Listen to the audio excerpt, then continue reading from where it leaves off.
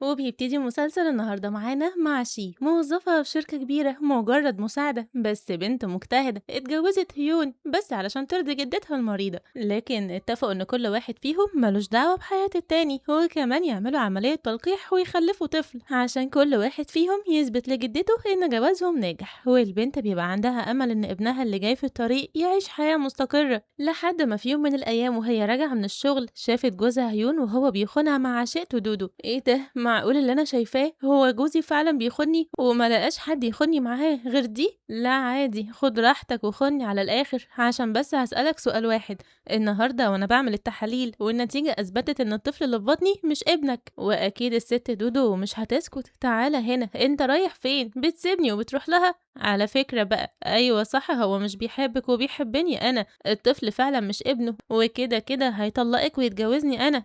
أنت ساكت ليه؟ ما تنطق وتقول لها الحقيقة. وبصيت له علشان يتكلم، فبالهول نطق وقال لها أيوة أنا بحبها ومش بإيدي، والطفل اللي في بطنك مش من دمي لأن أنا بدلت السائل. وأول ما هي سمعت الكلام ده حست الدنيا كلها بتلف بيها من الصدمة، ومية البيبي نزلت وحالتها بقت آخر حوسة. ورغم إن هيون شخص حقير بس الحمد لله إنه أخدها على المستشفى، وهناك ولدت وقامت بالسلامة، وقررت تسأله علشان تفهم الحقيقة وتعرف هو ليه عمل كده. أيوة أنا اللي بدلت الجينات، وعارف كمان إن أنا وإنتي متفقين إن جوازنا مجرد جواز سوري، بس لما حبيبتي دودو رجعت لي تاني عملت بنصيحة الدكتور وقلت ليه أخلف بالطريقة دي، وأنا حاليا عندي الفرصة أخلف ولد من صلبي، وعشان كده أنا اللي بدلت السائل. عموما لو عاوزة تطلقي أنا مش هجبرك على حاجة. وفضل يسألها كتير انتي ناوية تعملي ايه، بس هي قبل ما ترد عليه كانت وصلت خطافة الرجالة وردت هي بدلها، طبعا يا حبيبي هتطلقها، هي دي محتاجة كلام؟ ما هي خلاص عرفت الحقيقة وأكيد مش هتقبل إنها تعيش مع واحد مش بيحبها. ها يا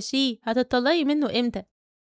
ما تخافيش يا حلوة، بعد ما أقوم بالسلامة نتقابل في مكتب الشؤون الزوجية، خلاص وإحنا في انتظارك، وبعد شهر بالتمام والكمال هقابلك أنا وحبيبي هناك. باي باي بقى علشان هخرج نتغدى أنا وحبيبي، عاوزة أقوم أطخها عيارين يمكن النار اللي في قلبي تهدى شوية. وبعد أيام وأسابيع الوقت بيعدي لحد ما الشهر بيخلص، وفعلا بيتقابلوا عند المكتب وبيتطلقوا. وبعدها على طول روحت البيت وجابت شنطة هدومها علشان خلاص بقى مش هينفع تعيش معاه تاني الخاين ده. وهي يا دوب نزلت من البيت، ايه ده الزعيم تشين الرئيس بتاعي في الشركة بيعمل ايه هنا؟ ثانية واحدة، ده جاي ناحيتي، استر يا رب. حضرة المساعدة أنا جيت علشان أقولك إن الطفل ده يبقى ابني، وده التقرير اللي بيثبت صحة كلامي، ومن النهاردة انتي وهو هتعيشوا معايا في بيتي لأني مش هقبل إن ابني يعيش بعيد عني. حاضر يا فندم، ده انت تؤمر. ومشيت معاه بخطوات بطيئة والخوف كان مالي قلبها. وأول ما وصلت جالها ذهول، معقول أنا هعيش في القصر الفخم ده؟ وفجأة سمعت صوت الخشن وهو بيكلم الخدامين بطريقة صارمة، واسمعوا من النهاردة ابني رقم واحد في البيت ده، تهتموا بيه كويس جدا، وبرضه أمه تاخد نفس الاهتمام والرعاية، سامعين ولا أقول كمان؟ فكلهم ردوا صوت واحد من الخوف والرعب، حاضر يا فندم. ساعتها هي كانت متوترة وسألته انت متأكد ان الطفل ده يبقى ابنك والكلام اللي انت بتقوله ده صح؟ ايه ده، هو انتي مش مصدقاني؟ عموما تقدري تاخدي عينة من شعري وشعره وتعملي عليها اختبار دي ان ايه. لا لا انا مقصودش خالص، عادي زي ما تحب. عموما انا عاوز اطمنك واعرفك اني مش مهتم بيكي ولا انتي اصلا من النوع اللي بيعجبني، موضوع الستات مش بيفرق معايا، انا كل اللي شاغل تفكيري دلوقتي هو ابني وبس، سامعة ولا لأ؟ وخدي الفيزا دي غير محدودة تقدري تصرفي منها زي ما انت عاوزة. بس هي ما مدتش ايديها ولا اخدته، فهو استغرب، معقول مش بتحب الفلوس؟ ازاي وهو في ست مش بتحب الفلوس؟ هي اكيد بتمثل، وساب لها الكارت وطلع الحمام ياخد شاور. ولسه ملحقش يلبس هدومه وسمع صوت الواد بيعيط، فخاف جدا عليه وطلع يجري واقتحم الأوضة من غير ما يخبط. انا اسف، ما كنتش اعرف انك بتاكليه، هخرج انا دلوقتي وهبقى اجي بعد شويه. لا استنى، ده انا كنت عاوزاك وشدته من الروب. ايه العضلات دي، ما كنتش اعرف انه جميل وفتاك بالشكل ده، ادفع نص عمري والمسهم بصوابعي بس. احنا بنعتذر جدا، مش قصدي، انا بس كنت عاوزه اسالك، هو انت ممكن تسحب مني حضانه البيبي في يوم من الايام؟ عموما احب اعرفك لو فكرت تعمل كده القانون هيبقى في صفي وهرفع عليك قضيه وهدخلك المحاكم. اطمني يا حبيبتي، لو انا كنت ناوي اعمل كده اصلا ما كنتش هسمح لك تدخلي بيتي من الاساس، ومين قالك ان انا هقبل ان ابني يعيش من غير ام؟ كل اللي عاوزه منك تتحملي مسؤوليته وتقضي دورك بشكل كويس. وفي اليوم اللي بعده أجازتها خلصت فخدت بعضها وراحت الشركة، وهناك أصحابها كلهم كانوا بيحبوها، عشان كده عرفوها إن الست هانم دودو اتفقت مع بنت عمها اللي هي السكرتير العام يدي الوظيفة بتاعتها لبنت تانية علشان تمشي من هنا ويخلصوا منها. ورغم كده بطلتنا كانت طيبة وما اتكلمتش، هي بس دخلت سألت السكرتير العام أنا دلوقتي هقعد فين؟ معرفش اتصرفي، دي مشكلتك مش مشكلتي يعني. طيب ممكن تجيبولي حتى جهاز كمبيوتر اشتغل بيه لأنكم أخدتوا جهازي القديم، هو حضرتك مفكرة إن أنا دادة عندك ولا إيه؟ والموضوع موقفش لحد هنا، السكرتير العام أخدت نفسها وطلعت بره وسقفت سقفتين بإيديها الناعمين. بصوا يا بنات، الهانم شي بقالها شهرين في أجازة، جاية دلوقتي تتدلع وتقول إنها كانت أجازة وضع، وكمان بتدور على الوظيفة بتاعتها، فاكرة إن إحنا قاعدين تحت أمرها. بس إحنا عشان هنطلع طيبين معاها مش هنمشيها وهنخليها كده هنا احتياطي تساعد أي حد فيكم، يعني اللي محتاجة ملف تجيبوه لها تعمل لكم قهوة وكده يعني. والحقيقة إن البنات ما سابوهاش وعملوا معاها الواجب وهزقوها بشياكة. ساعتها دودو مش بتسكت وقالت لها الله صح يا شي، انتي أكيد فاضية دلوقتي، ممكن تعمليلي فنجان قهوة؟ بس خلي بالك أنا بحبها بالشوكولاتة. حاضر من عينيا الاتنين. ومشيت العصفورة تعمل لها القهوة، بس وهي بتغلي على درجة حرارة 180. وبعد شوية بيوصل الملياردير الزعيم، انزل هات شي من تحت بشنطتها وأوراقها لأنها من النهاردة هتبقى السكرتيرة الخاصة بتاعتي. وسبحان الله جالها الفرج، وفعلا نزل المساعد وقال لها قدام الكل ممكن تتفضلي معايا بس يا ريت تجيبي كل حاجتك لأن شغلك هيبقى في نفس مكتب الرئيس بتاعنا. ودودو من الحقد والغل اللي جواها بتبقى عاوزة تاخد منها كل حاجة، وعلى طول قالت للمساعد طب انت ليه هتاخد شي، ما تاخدني انا، اهو على الاقل انا بنت عمه واكيد هو عاوز يرقى حد من المساعدين الجدد فانا اولى بالترقية دي. بس المساعد مردش عليها كأنها دبانة معدية من جنبه، وطلب الأميرة تجهز دلوقتي حالا عشان هياخدها يوصلها بنفسه لحد مكتب الزعيم. وده بقى في دور خاص بيه لوحده، ممنوع أي حد من الموظفين يطلعوا لأنه بيحب الهدوء وملوش في جو الدوشة، وممنوع حد يدخل المكتب غير المساعد والسكرتيرة وبس. دخلت البنت بخطوات بطيئة ونبضات قلبها من الخوف كانت واصلة للدور ال18 اللي في المبنى بتاعهم ده. والمفاجأة إنها لقيته جايب ابنهم ودادة، فهي فرحت وكان نفسها تاخد ابنها في حضنها، وفي نفس الوقت واقفة ساكتة مش عارفة تروح له ولا هي كده بتبوظ الشغل وهو يزعل منها ولا تعمل ايه. ممكن أعرف حضرتك جايب البيبي والدادة هنا ليه وأنا هنا كمان بعمل ايه؟ كل ما في الموضوع يا ستي ان انا مش قادر ابعد عن ابني ووجوده جنبي بيشغلني كتير، فلقيت ان انا هبقى محتاج مساعد تاني مع المربية، فقررت بقى ان انت تكوني المساعدة دي وفي نفس الوقت تخلي بالك من ابنك. حاجة فارغة يا فندم، حضرتك مقفوش على الاخر، بس لما نشوف اخرتها معاك يا قاسي يا متوحش. عموما انا هديكي فترة تجريبية لمدة شهر، ولو شغلك عجبني هتكملي في شغلك. ها عندك اي سؤال تاني؟ ايوه بس انا محتاجة جهاز كمبيوتر عشان الجهاز بتاعي الموظفة الجديدة اخدته تحت. تقدري تروحي قسم الأعمال اللوجستي وتطلبي منهم جهاز جديد وهم هينفذوا على طول. وفعلا حصل، وقعدت البنت في المكتب اللي بره، جو هادي وفي التكييف وكمبيوتر كمان، بعد ما السحلية دودو سحلتها على وشها. وبعد شوية بيبعت لها وبيديها المستندات اللي هتشتغل عليها، وبيقول لها على فكرة من بكرة هضيفك في المجموعة الخاصة بتاعتي. بس البنت بسرعة مخها بيبدأ يشتغل، ازاي هدخل المجموعة وانا مش معايا رقمه؟ طب ممكن اخد رقمك يا فندم؟ وطبعا هو ما ينفعش يطلب الرقم عشان كبرياء وغروره، وبسرعة ادهولها. وبعد شوية بيبقى عندهم اجتماع، فبيبعت لها الرسالة وقال لها فيها الدادا بتقول ان الولد جعان لازم تروحي دلوقتي تأكليه، لكنها ما خدتش بالها كانت مركزة في الشغل. وهو بنظرة غضب بصلها على التليفون بمعنى شوفي اللي انا بعتهولك، وهي اول ما شافت الرسالة طلعت تجري على البيت بسرعة. وبعد شوية بيوصل هو كمان عشان يطمن على ابنه. يا خبر انا اسف ما كنتش اعرف انك بتأكليه. فبنتنا لفت وشها وما كانتش قادرة ترد عليه من الكسوف. في الوقت ده دودو بتطلع تجري على بنت عمها وبتعرفها ان الوسيم اخد شي وبقت السكرتيرة بتاعته. انتي بتقولي ايه؟ ازاي اترقت بسرعة كده؟ لا لا، ما هو اكيد مش بيحبها صح؟ واكشن بقى، بنت عمها حط عينيها على الوسيم وشكلهم هما الاتنين كده هيوقعوها في مصيبة كبيرة، ربنا يستر. وبعد ما الحلوين بيرجعوا تاني للشركة بيكونوا جايبين البيبي والدادة معاهم. وبعد شوية بدأت تفكر مع نفسها، خصوصا انها جعانة ودلوقتي وقت الغدا. بقول لحضرتك ايه يا فندم، ايه رأيك ناخده معانا وننزل نتغدى في الكافيتيريا؟ اشمعنى الكافيتيريا يعني؟ بتبقي مرتاحة فيها ولا ايه؟ ايوه جوها هادي يعني كده، بس الكذابة بنسمعها وهي بتقول لنفسها لو عرف ان انا بكذب عليه وان انا بحب اكل الكافيتيريا عشان سعر الاكل هنا رخيص مش بعيد يرفدني فيها دي. ما تقلقيش يا فنانة، ساعتها احنا هنروح نتكلم معاه ونحاول نستعطف قلبه. هنا بقى القدر بيبدأ يلعب لعبته وبيوصل هيون وهو جايب الأكل للعشيقة الرخيصة دودو. بس البنات لما بيشوفوه على طول بيفهموا إنه جايب الأكل ده لبطلتنا شي. قد إيه انت زوج مخلص بتهتم بمراتك للدرجة دي. فالواد اتحرج وما كانش عارف يقول لأ احنا مطلقين، وغصب عنه ادالها الأكل. تأمري بحاجة تانية يا حبيبتي همشي أنا بقى. بس بنتنا اتضايقت وسابت الأكل ومشيت. أما الوسيم عينيه كانت بتطلع نار كأن في بركان حصل جواه، حاسس إن في حاجة مش طبيعية بتحصل ما بينهم. مشاعرك هي اللي ما بقتش طبيعية يا أبو قلب رقيق وصغنن. وهو في الأسانسير قرر خلاص بقى ينفجر في وشها. اسمعي يا ست انتي، العلاقة اللي ما بينك وما بين هيون مش عجباني وانتي لازم تطلقي منه. انا مش هقبل اي حد يقول ان انا عشيقك، خصوصا بعد ما خلفت منك ولد. اتطمن يا فندم، انا وهو عمرنا ما حبينا بعض، احنا كنا مجبرين نعيش سوا عشان الطفل مش اكتر. هو ماله زعلان ليه؟ ما انا قلتله خلاص، هو غضبان كده ليه؟ معقول انتي مش عارفة كل ده؟ احب اقول لحضرتك ان خطفتي قلبه وعقله وكيانه كله. لا قدادة مستنياهم، فشي اخدت منها الولد وبكل حب بصت في وشه. قد ايه انت بقيت شبه الرئيس بتاعي جدا، طبعا لازم يطلع شبهي مش ابني. ايه اللي انتي بتقوليه ده؟ انا ما اقصدش حاجه، عموما تقدر دلوقتي ترتاح شويه. لا انا مش هرتاح، انا بستنى اللحظه اللي اكون قريب فيها منه. بس استني، ايه الريحه الوحشه دي؟ امسكي غيريله، ده عمل بيبي قليل الادب. فبطلتنا سمعت الكلام ولفت وشها وهي كانت هتموت على نفسها من الضحك. واخر اليوم بصلها وهي مركزه قوي في الشغل.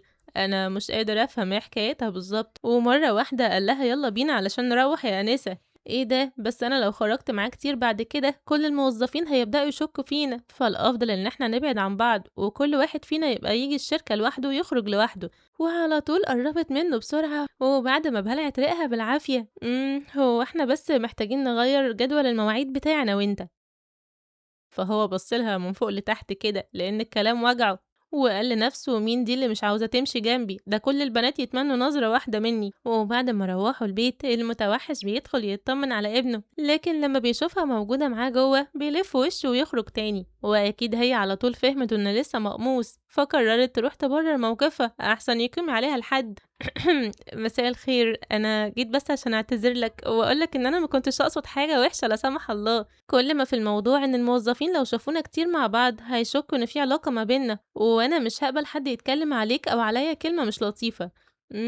خلاص يا ستي مش زعلان، حصل خير. فبنتنا خافت منه لأنه كاريزماتيك كده في نفسه ونظرة عينيه صاخبة وجامد كده في نفسه، وبسرعة طلعت تجري على بره. هي مالها خايفة كده ليه؟ هو أنا بخوف للدرجة دي؟ لا لا سمح الله ما تقولش على نفسك كده. وتاني يوم في الشركة بتوصل هوان، ودي تبقى مرات أخو تشين جوزها اللي مات من فترة، والعيلة عاوزين يجوزوها للزعيم بتاعنا عشان ابنها اللي مش متربي ده ما يعيش من غير أب. وطبعا الوسيم مش موافق على الكلام ده، بس هي عينيها منه وكل يوم رايحة جاية على الشركة وعمالة تهتم بيه وتجيب له أكل وشوربة سخنة وبسبوسة بالقشطة. وحجتها قال إيه؟ معلش يا تشين اوعى تزعل من ابن أخوك، بس هو حب يشوف الشركة. وعلى فكرة بابا وماما هما اللي طلبوا مني أهتم بيك. لا أبدا يا ستي ولا يهمك. وبعد شوية التليفون بيرن من والده.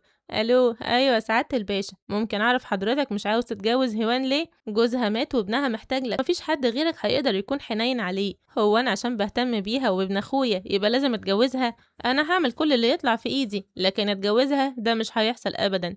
وكل الكلام ده كان قدامها، أصله ما عندوش هزار ولا بيختشي من حد. وبعد ما قفل الخط لقاها بتلمسه كده وبتقوله صدقني أنا كمان زيك، بس بابا وماما هما اللي بيضغطوا عليا وأنا لازم أرضيهم. فالوسيم بعد عنها عشان عارف إنها مش مريحة، وقال لها من بكرة ما تتعبيش نفسك وتجيبي الأكل، أنا هخلي الطباخ بتاعي يعمل لي الوجبات اللي أنا بحبها. وبعد ما البنت مشيت بينادي على بطلتنا وقال لها هو أنا ليه حاسس إن عندك كلام عاوزة تقوليه؟ اتفضلي. فضحك ضحكة جميلة نورت وشها. بصراحة أنا شايفة إن مراتك بتحبك وبتهتم بيك، بس أنت ليه قاسي معاها قوي كده؟ أفندم مين دي اللي مراتي؟ أنا مش متجوز يا هانم، دي تبقى أرملة أخويا. عموما ما تقلقيش، عاجلا أم آجلا هيعرفوا إن أنتي أم ابني، أهم حاجة بس تخلي بالك منه ويلا بينا علشان نروح. وبعد ما رجعت البيت لقت الخدامين مجهزين لهم الشنط، فاستغربت وسألته هو احنا رايحين فين؟ قال لها عندي رحلة عمل وانتي وابني هتيجوا معايا لاني مش هقدر اسافر من غيره، ويا ريت بقى تجهزي بسرعة. وهم على الطريق الطفل الصغير بيعيط كتير جدا ومش بيسكت خالص، فالوسيم قلبه اتخلع وسألها ماله في ايه؟ قالت له ابدا جعان بس عاوز ياكل.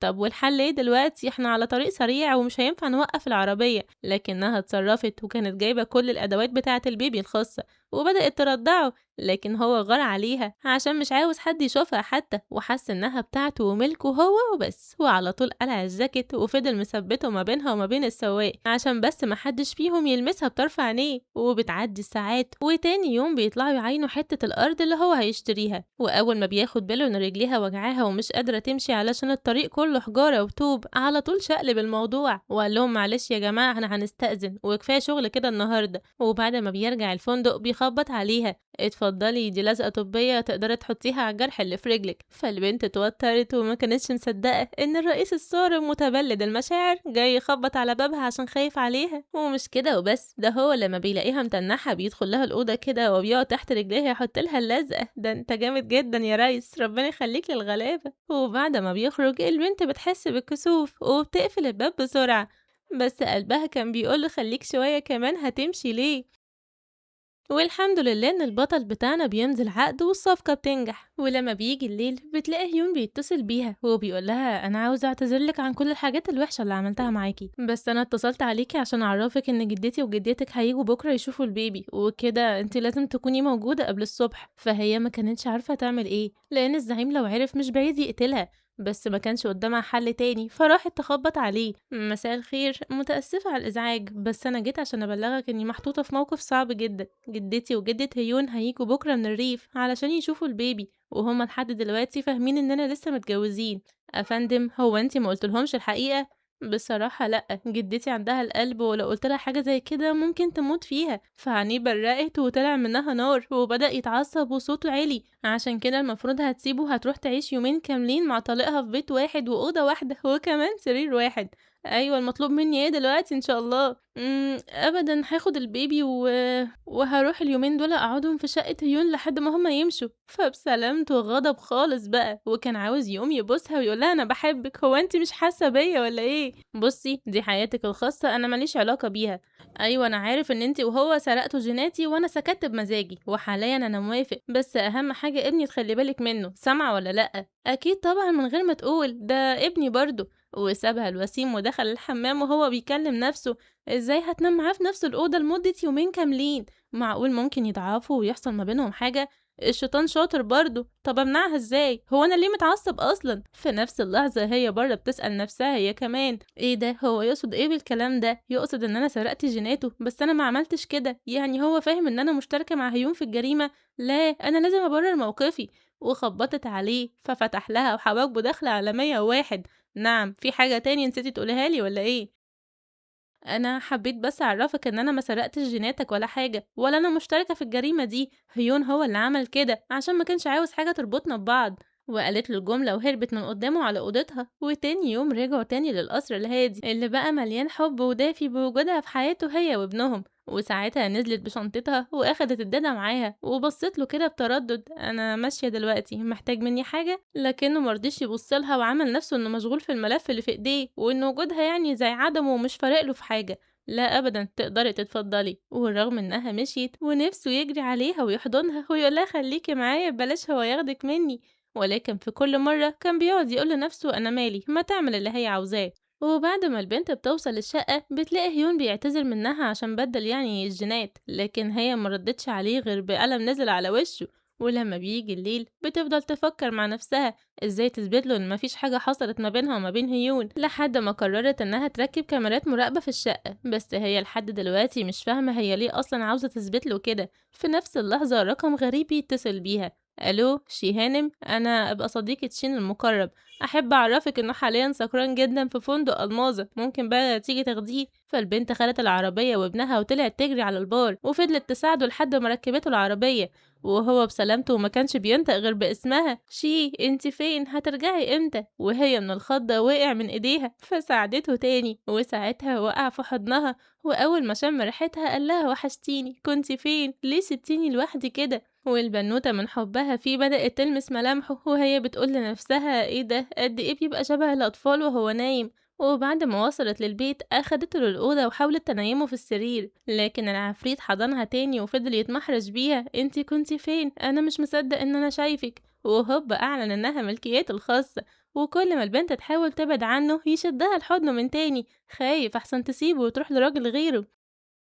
لكن المصيبة وهي بتحاول تبعد عنه وقع منها دش على الأرض، فجريت عليه علشان تتأكد إنه لسه عايش، والحمد لله إنه لسه بيتنفس، والنبي يا دادا ساعديني. فالدادا ساعدتها وحطوه في السرير، وتاني يوم الصبح بيشوفها وساعتها عينيه بتتحول لقلوب وفراشات. أما هي أول ما شافته افتكرت البوسة بتاعت امبارح. هو انتي جيتي امتى انتي والبيبي؟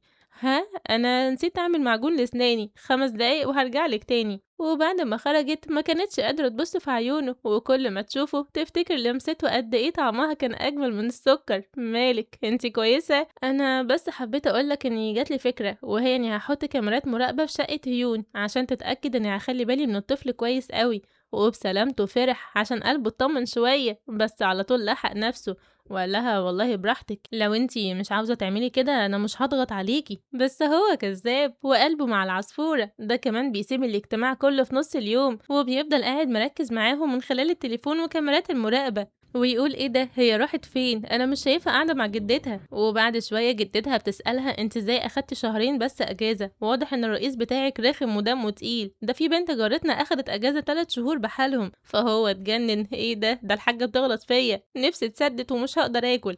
لكن الضحكة رجعت له تاني لما سمعها وهي بتشكر فيه: لا يا تيتا ما تقوليش كده، الرئيس بتاعي طيب جدا وكان عايز يديني اجازة اطول من كده، بس انا اللي رفضت عشان محتاجة الشغل. وفضلت تقول في سرها: يا دي المصيبة، لو سمع كل ده من كاميرات المراقبة مش بعيد يرفدني فيها. ومن غضبه والغيرة اللي شغالة في قلبه زي الشنيور عمالة تقطع فيه، بيروح الجيم يلعب رياضة ويطلع كل الطاقة السلبية اللي عنده يمكن يهدى شوية.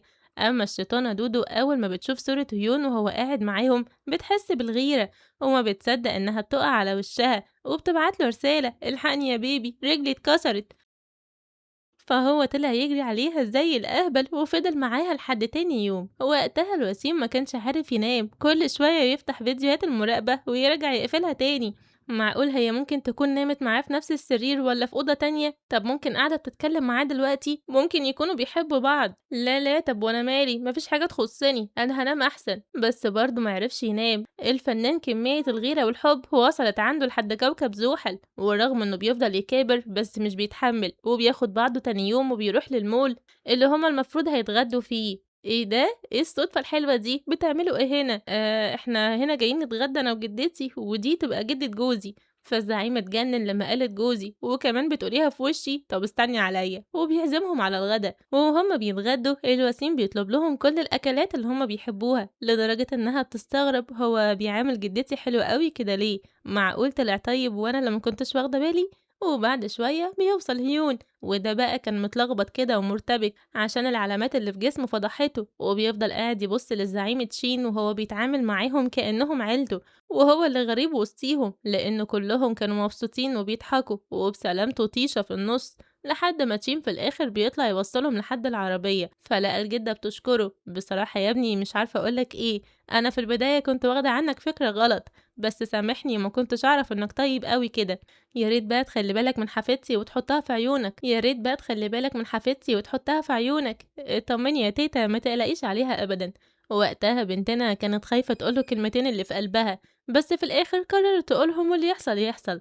مش عارفة أقولك ايه، بس أنا لازم أرجع معاهم على البيت، وجدتي إن شاء الله هتسافر بكرة الصبح وأنا هرجع تاني على الفيلا. تمام يا ستي، زي ما تحبي، اركبي معاهم العربية والسواق هيوصلكم.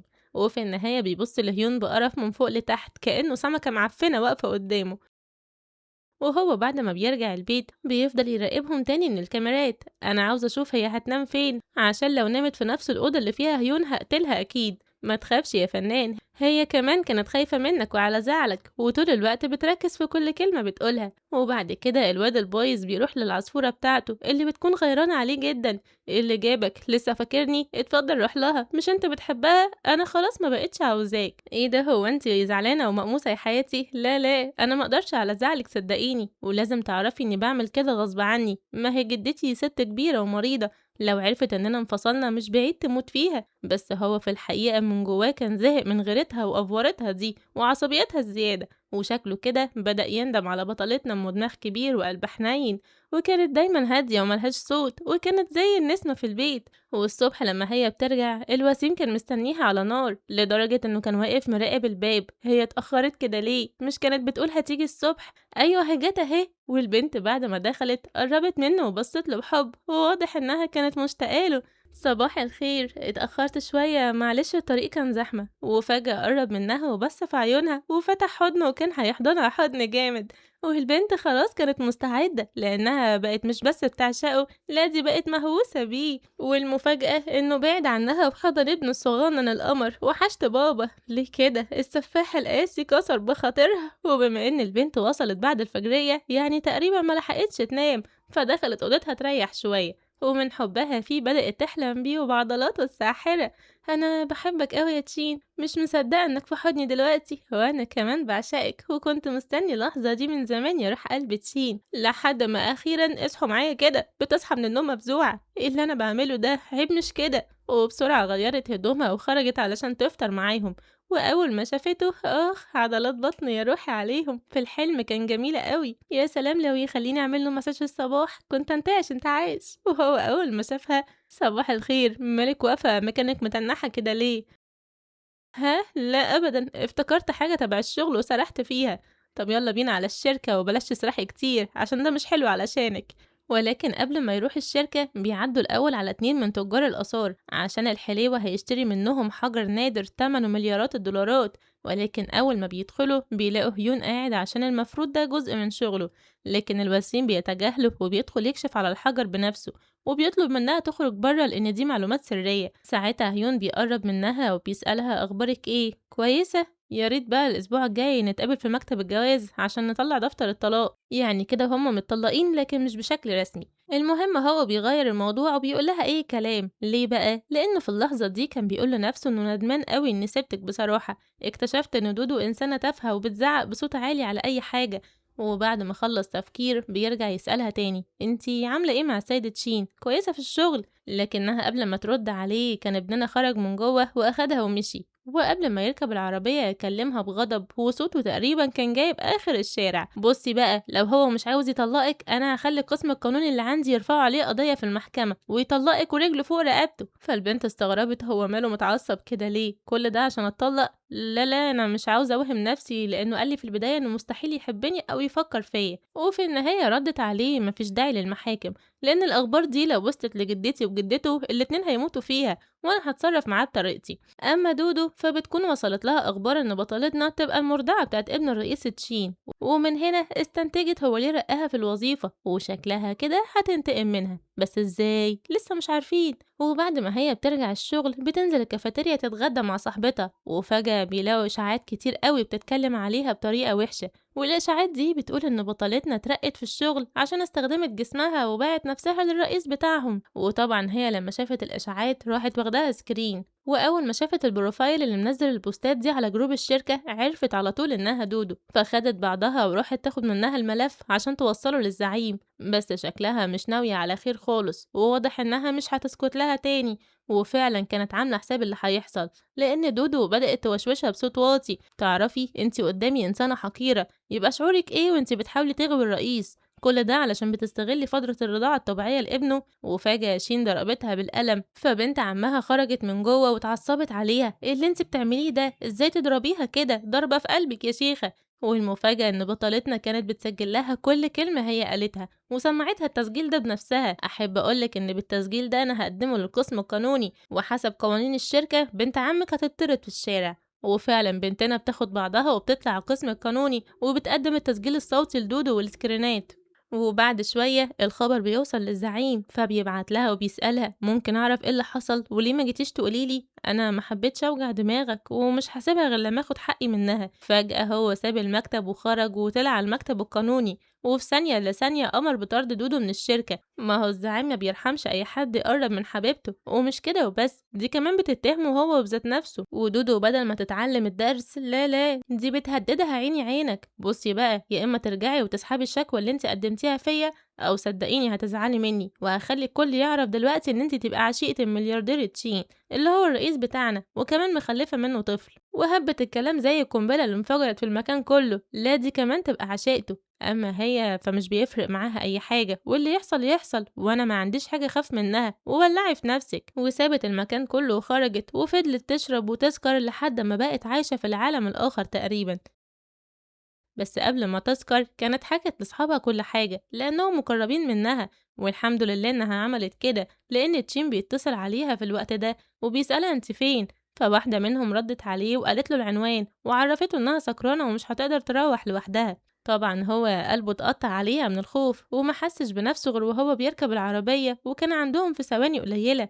يلا يا حبيبي نرجع على البيت. لا مش هرجع، انت وحش، لو سمحت سيبني لوحدي بقى. يا بنتي اسمعي الكلام بلاش فضايح قدام الناس، يلا ربنا يهديكي. لا مش هروح وانت هتقعد تتعشى معانا لان انا ما اكلتش حاجه. يلا يا بنات هتطلبوا ايه؟ فالبنات قالوا لها لا شكرا احنا اكلنا خلاص. فهي بدأت تعك الدنيا أكتر. لا ما تتكسفوش ده معاه فلوس على قلبه قد كده، اطلبوا انتوا بس وملكمش دعوة. بس هو انت وسيم وخدودك حلوة كده ازاي؟ وفي الآخر ابننا شالها على ايديه وروح بيها على البيت قبل ما تولع الدنيا حريقة، والدنيا أصلا مش ناقصة. وأول ما بيدخل البيت بيطلب من الدادة تعمل لها مية بسكر علشان تفوق، وقعد يديها المية بنفسه. فجأة قالت له وانت جميل خالص كده ليه؟ انت اللي حلوة عيونك تجنن عشان كده شايفة كل حاجة جميلة زيك. عارف انا كنت خايفة منك في الأول بس ما كنتش أعرف اني أحبك قوي كده. انتي قلتي ايه؟ بحبك. وبلاش بقى نبعد عن بعض تاني، متأكدة أحسن بعدين تندمي أو تخافي مني. لا مش هندم بس وعنتها تبعد عني. مستحيل. ومن غير ما يحسوا أنفاسهم اختلطت والحب أعلن وجوده وعاشوا أول ليلة ليهم مع بعض. والبنت لما صحيت الصبح من النوم كانت مصدومة لما شافته نايم في حضنها وقريب منها كده ولسه هتبعد وتهرب. تعالي هنا رايحة على فين يا حرامية؟ بعد ما سرقتي عذريتي عاوزة تبعدي عني؟ وبعدين مش امبارح قلتي انك بتحبيني ومش قادرة على بعدي؟ يبقى لازم تتحملي نتيجة اللي حصل ده. بس إحنا كده هنتأخر على الشغل. شغل إيه؟ تعالي بس هاقول لِك كلمتين سر. وحصل الأكشن. أما السيد هيون بعد ما بيكون رجع البيت بيلاقي بوز الإخس دي زي كل يوم بتنكد عليه عيشته. أهلًا أنت شرفت لسه فاكرني؟ عمومًا لو أنت مش قادر على بعدها وميت في هواها أوي كده تقدر تروح لها. اتفضل سيبني وابعد عني. مالك بس يا حبيبتي ايه اللي حصل؟ بقول لك ايه انا زهقت منك ومش عاوزه اشوف وشك تاني. وسابت له البيت وطفشت، والحقيقه ان هو اللي جاب اخره منها وخلاص مش طايق وجودها في حياته اكتر من كده. وقتها الحلوين كانوا راجعين من الشغل سوا وهم طايرين من الفرحه والسعاده، وصوت ضحكاتهم كانت جايبه اخر الشارع. واول ما بيشوفوا ابنهم بينسوا كل الهموم وضغوطات الشغل اللي عاشوها طول اليوم. وبعدين بيلاقوا الدادا بتعرفهم ان في حد بره، فرد عليها الوسيم افتحي لهم يا دادا ده مصمم الازياء والمجوهرات العالمي جايين علشان خاطر عيونك يا قلبي. فالبنت مش فاهمه حاجه. عشان مين؟ عشاني انا؟ طب وليه؟ لاني هتجوزك. ولا انتي رجعتي في كلامك؟ اكيد محدش يقدر يرجع في كلامه ويسيب موز زيك كتير من ايديه. وبيكون جايب لها 2 عقد الماظ من براندات غاليه وماركات عالميه. بقولك ايه روح قلبي، الاحمر هتلبسيه في بدايه الحفله والابيض هتلبسيه في الاخر، لكن لو الاتنين مش عاجبينك ممكن ابعت استبدلهم من ايطاليا بطيارتي الخاصه. لا لا مفيش داعي يا حبيبي حلوين جدا. وبعد ما الناس مشيوا واخدوا المقاسات وشافوا الطول والعرض بترجع هي تقعد في حضنه تاني وبتقوله مش عارفه اوصفلك ازاي حبي ليك، تعالي بس انتي فوق ووصفي براحتك زي ما انتي عاوزه. يا سافل ما كنتش اقصد كده. وبعد لحظات بيوصلوا ابوه وامه، والاب بيبقى باين عليه انه شخص رخم كده وشكله مش موافق على الجوازه لانه عاوز يجوزه ارمله ابنه الكبير، كل ده عشان فلوس العيله ما تطلعش بره. اما الام فكانت طيبه وفرحانه بيها على الاخر، وكمان بتديها الاسوره بتاعتها وقالت لها دي تراث العيله ولازم تلبسيها. اسمعي بقى يا حبيبة قلب ماما، من النهارده انتي بقيتي بنتي، والواد ده انا عارفة ان دماغه ناشفة بس صدقيني طيب وكلمة توديه وكلمة تجيبه. وبعد شوية بتوصل للهانم هوان، وأمها أول ما بتلاقيهم بيتفقوا في الجواز بتقول في سرها ايه ده، دول خلاص اتفقوا وشكلهم كده هيتجوزوا، لا أنا ما ينفعش أسيبه يطير من إيدي. وعلى طول نزلت على الأرض وفضلت تترجى حماتها وتقول لها بلاش تخليه يتجوزها، والمفروض يتجوزني أنا، ولو مش علشان يبقى عشان خاطر ابني، ذنبه ايه يعيش ما يلاقيش حد يهتم بيه ولا يربيه. ساعتها أبو ابننا بيقف يقول لهم انت معاكي حق يا بنتي، الجوازة دي ما ينفعش تكمل ولازم تتجوز مرات أخوك عشان ابنه. فبطلنا انفجر وجاب آخره من شوية الشياطين دول. أنا قلت مش هتجوزها يعني مش هتجوزها، وإن كان على ابن أخويا فما حدش هيربيه غيري، بس ده ملوش علاقة بإني اتجوز مين أو متجوزش مين. حتى أمه هي كمان كانت موافقة على كلامه، وقالت لجوزها كفاية بقى، هو ذنبه ايه؟ ما حقه يعيش حياته ويختار الزوجة اللي تناسبه، ولا هيعيش طول عمره يدفع غلطة مش غلطته؟ خلاص أخوه توفى والولد هيتربى وسطينا،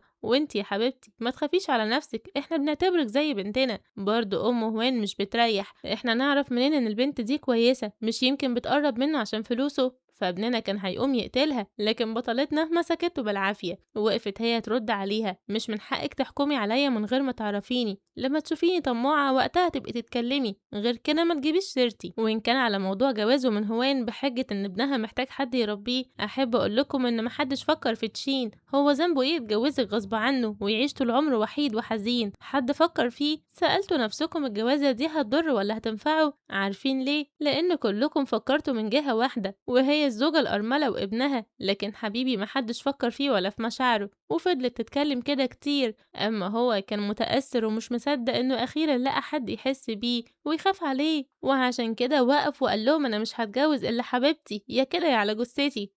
فالست مامته فرحت جدا عشانه، وبعد كمان يومين بيخرج ابننا وبياخدها معاه لأنه عنده عشا عمل، وهناك بالصدفة بيكون موجود هيون مع الرئيس بتاعه اللي هو أصلا هيدخل شريك في الصفقة الجديدة مع تشين. ولما شاف شي داخلة مع الزعيم بيحس بالغيرة وبيستناها لحد ما بتروح الحمام، وفجأة بيظهر قدامها زي الشيطان، انت ليه رايحة وجاية معاه في كل مكان؟ عارفة ليه؟ عشان طلعتي رخيصة، وانا اللي كنت مفكرك محترمة، هو مش بعيد تكون انت اللي استخدمت الجينات بتاعته عشان تقربي منه. ابعد عني يا حيوان، انت عشان قذر مفكر الناس كلها زيك بقى كده؟ طب ايه رايك بقى، انا مش هروح مكتب الجواز ومش هطلع دفتر الطلاق وهسيبك زي ما انت كده زي البيت الوقف، وبيوريني بقى وقتها هتعملي ايه. فجأة بيظهر البطل بتاعنا وبيضربه جامد جدا، انت بتضربني انا علشانها؟ واقطع ايدك كمان، دي تخصني وملكي ومحدش يلمسها غيري، واحب اقولك اننا هنتجوز قريب. فالواد اخد الصدمة، وبعدين الوسيم بيبص لرئيس هوان وقال له انت مش بتعرف تحترم موظفيني، يبقى احب اقولك ان الصفقة اللي ما بيني وبينك فركش. فالراجل اتعصب على ابو قردان وطرده من الشركة خالص بعد ما كان بيشتغل شغلانة محترمة وبيقبض منها بالدولار. ولما روح البيت عرف دودو، فاخد الصدمة بقى لانها اعترفت له انها كانت معاه بس عشان هو بيقبض مبلغ محترم، لكن دلوقتي بقى فقير، ومرة واحدة قالت له أنا مش عاوزاك في حياتي. ولما بنيجي لتاني يوم بطلتنا بتبدأ توزع هدايا على صاحبتها وبتعرفهم إن هي وحبيبها خلاص هيتجوزوا قريب. وهنا بتخرج السكرتير العام من جوه وبتبدأ تقول لها كلام مش حلو،